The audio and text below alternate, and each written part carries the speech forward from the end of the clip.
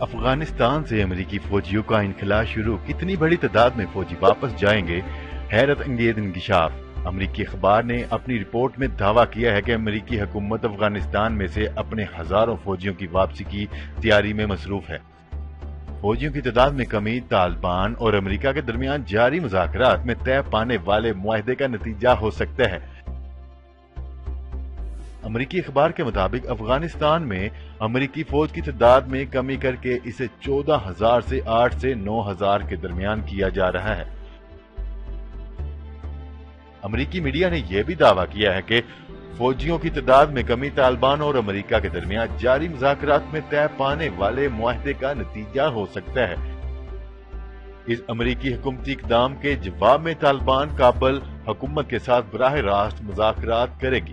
ابھی تک طالبان کابل حکومت کو امریکہ کی کٹ پتلی قرار دیتے آئے ہیں۔